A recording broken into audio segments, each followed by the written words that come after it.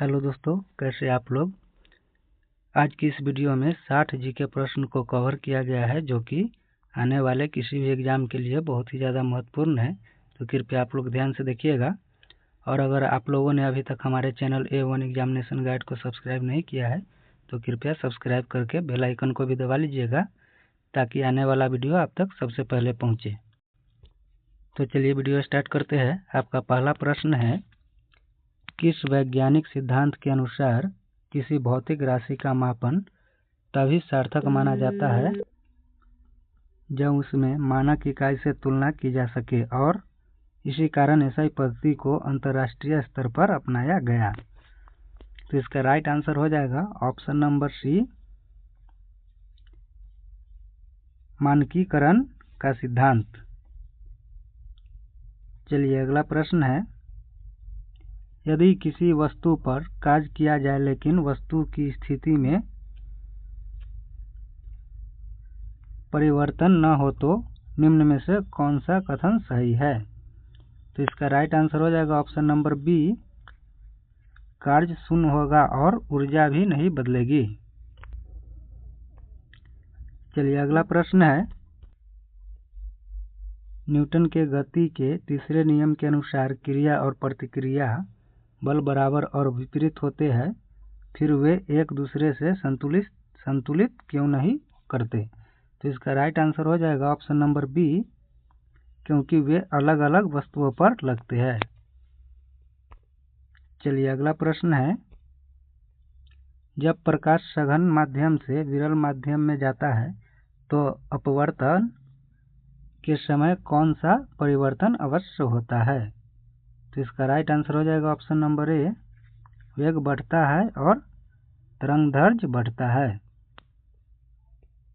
चलिए अगला प्रश्न है, विद्युत धारा के चुंबकीय प्रभाव का उपयोग किस उपकरण के मूल सिद्धांत में होता है।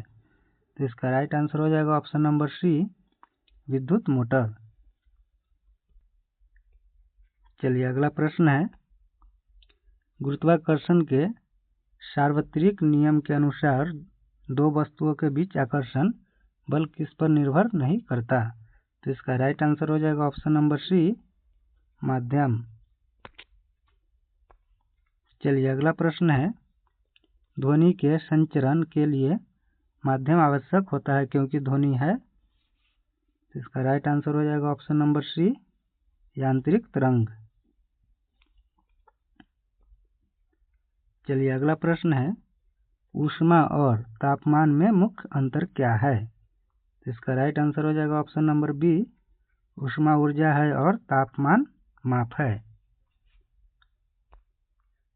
चलिए अगला प्रश्न है, डाल्टन के परमाणु सिद्धांत की कौन सी बात आधुनिक सिद्धांत में गलत पाई गई है। तो इसका राइट आंसर हो जाएगा ऑप्शन नंबर ए, परमाणु अविभाज्य है। चलिए अगला प्रश्न है, रासायनिक अभिक्रिया के संतुलन का मुख्य उद्देश्य क्या होता है। इसका राइट आंसर हो जाएगा ऑप्शन नंबर बी, द्रव्यमान संरक्षण नियम का पालन। चलिए अगला प्रश्न है, अम्ल और क्षार की अभिक्रिया से सामान्यतः क्या बनता है। इसका राइट आंसर हो जाएगा ऑप्शन नंबर बी, लवण और जल। चलिए अगला प्रश्न है, आवर्त सारणी में तत्वों को वर्गीकृत करने का मुख्य आधार क्या है। तो इसका राइट आंसर हो जाएगा ऑप्शन नंबर बी, परमाणु क्रमांक। चलिए अगला प्रश्न है, धातु की वह विशेषता कौन सी है जो उसे तार बनाए योग्य बनाती है।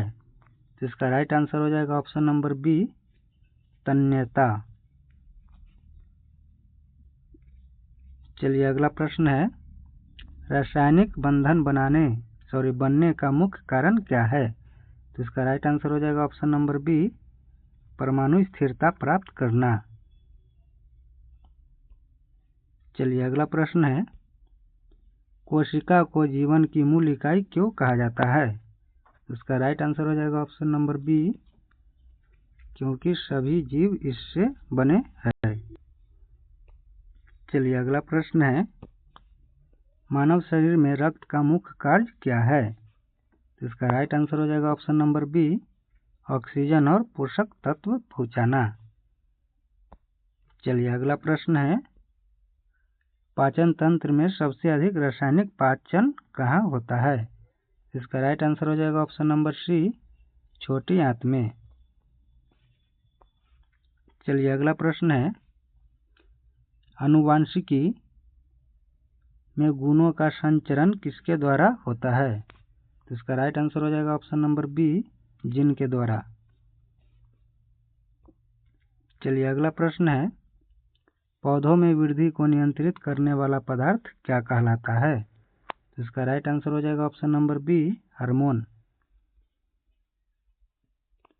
चलिए अगला प्रश्न है, पारिस्थितिकी तंत्र में ऊर्जा का प्रवाह किस दिशा में होता है? इसका राइट आंसर हो जाएगा ऑप्शन नंबर बी, उत्पादक, उपभोक्ता और उपघटक।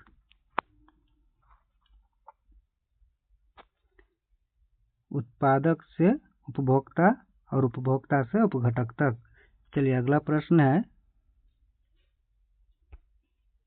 यदि किसी वस्तु का आयाम विश्लेषण सही है लेकिन उसका संख्यात्मक मान गलत है तो इसका क्या अर्थ है? तो इसका राइट आंसर हो जाएगा ऑप्शन नंबर बी, सूत्र आयामी रूप से सही है पर स्थिरांक गलत है।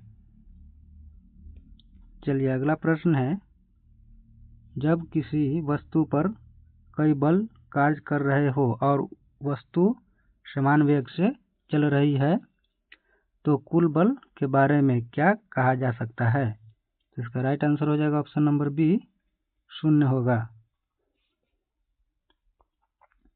चलिए अगला प्रश्न है, यदि दर्पण में बना प्रतिबिंब आभासी, सीधा और वस्तु से छोटा हो तो दर्पण कौन सा होगा? इसका राइट आंसर हो जाएगा ऑप्शन नंबर बी, उत्तल। चलिए अगला प्रश्न है, विद्युत परिपथ में धारा का प्रभाव किस कारण से होता है? इसका राइट आंसर हो जाएगा ऑप्शन नंबर बी, विभवांतर के कारण। चलिए अगला प्रश्न है, यदि किसी स्थान पर गुरुत्व त्वरण कम हो जाए तो वहां वस्तु का क्या बदलेगा? इसका राइट आंसर हो जाएगा ऑप्शन नंबर बी, भार। चलिए अगला प्रश्न है, ध्वनि की तीव्रता अधिक होने का मुख्य कारण क्या है? इसका राइट आंसर हो जाएगा ऑप्शन नंबर बी, आयाम अधिक। चलिए अगला प्रश्न है, ऊष्मा का संचरण ठोस में मुख्यतः किस विधि से होता है? तो इसका राइट आंसर हो जाएगा ऑप्शन नंबर बी, चालन। चलिए अगला प्रश्न है, किस स्थिति में रासायनिक अभिक्रिया नहीं मानी जाएगी? इसका राइट आंसर हो जाएगा ऑप्शन नंबर बी, अवस्था बदलना। चलिए अगला प्रश्न है, किस प्रकार का यौगिक इलेक्ट्रॉनों के आदान प्रदान से बनता है? इसका राइट आंसर हो जाएगा ऑप्शन नंबर बी, आयनिक। चलिए अगला प्रश्न है, आवर्त सारणी में समान गुण वाले तत्व एक ही समूह में क्यों रखे जाते हैं? इसका राइट आंसर हो जाएगा ऑप्शन नंबर बी, समान इलेक्ट्रॉन विन्यास। चलिए अगला प्रश्न है, धातुएं सामान्यतः विद्युत की अच्छी चालक क्यों होती है? इसका राइट आंसर हो जाएगा ऑप्शन नंबर ए, क्योंकि उनमें मुक्त इलेक्ट्रॉन होते हैं। चलिए अगला प्रश्न है, सहसंयोजक बंध में परमाणु क्या करते हैं? इसका राइट आंसर हो जाएगा ऑप्शन नंबर सी, इलेक्ट्रॉन साझा करते हैं।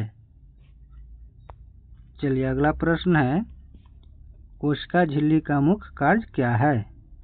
इसका राइट आंसर हो जाएगा ऑप्शन नंबर बी, पदार्थों का नियंत्रण।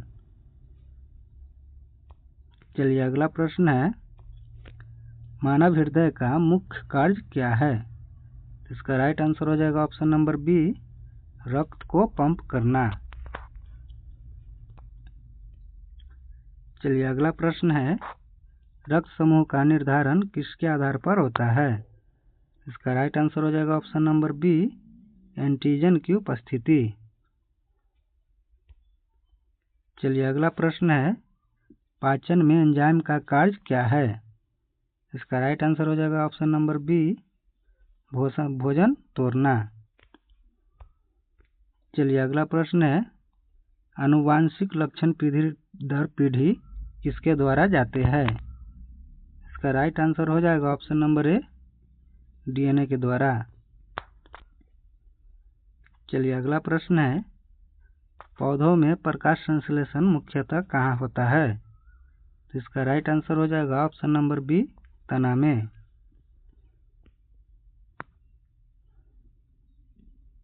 चलिए अगला प्रश्न है,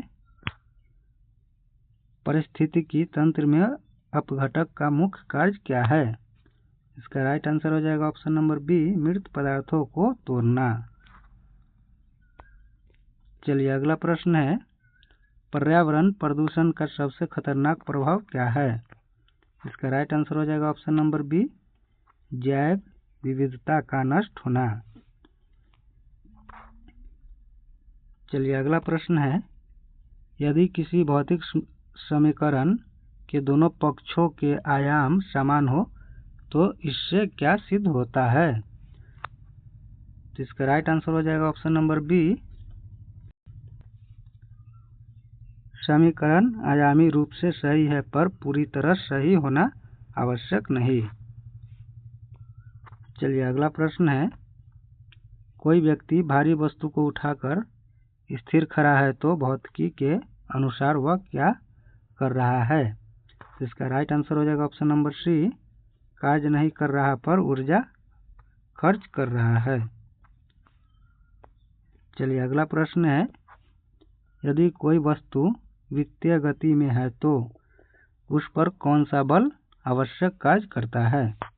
इसका राइट आंसर हो जाएगा ऑप्शन नंबर बी, अभिकेंद्रीय बल। चलिए अगला प्रश्न है, जब प्रकाश दर्पण से परावर्तित होता है तो कौन सा नियम हमेशा सही रहता है? इसका राइट आंसर हो जाएगा ऑप्शन नंबर बी, आपतन कोण बराबर परावर्तन कोण। चलिए अगला प्रश्न है, विद्युत धारा की दिशा परंपरागत रूप से किसकी विपरीत मानी जाती है? इसका राइट आंसर हो जाएगा ऑप्शन नंबर बी, इलेक्ट्रॉन। चलिए अगला प्रश्न है, यदि किसी वस्तु को पृथ्वी के केंद्र की ओर ले जाया जाए तो उसका भार क्या होगा? तो इसका राइट आंसर हो जाएगा ऑप्शन नंबर बी, घटेगा। चलिए अगला प्रश्न है, ध्वनि निर्वात में क्यों नहीं चल सकती? इसका राइट आंसर हो जाएगा ऑप्शन नंबर सी, माध्यम नहीं होता। चलिए अगला प्रश्न है, ऊष्मा का विकिरण किस माध्यम में भी हो सकता है? तो इसका राइट आंसर हो जाएगा ऑप्शन नंबर डी, निर्वात। चलिए अगला प्रश्न है, रासायनिक परिवर्तन में कौन सी बात हमेशा सही होती है? इसका राइट आंसर हो जाएगा ऑप्शन नंबर बी, नया पदार्थ बनता है। चलिए अगला प्रश्न है, आयन बनने की प्रक्रिया में परमाणु क्या करता है? इसका राइट आंसर हो जाएगा ऑप्शन नंबर सी, इलेक्ट्रॉन लेता या देता है। चलिए अगला प्रश्न है, आवर्त सारणी में बाएं से दाएं जाने पर परमाणु आकार क्यों घटता है? तो इसका राइट आंसर हो जाएगा ऑप्शन नंबर बी, नाभिकीय आकर्षण बढ़ता है।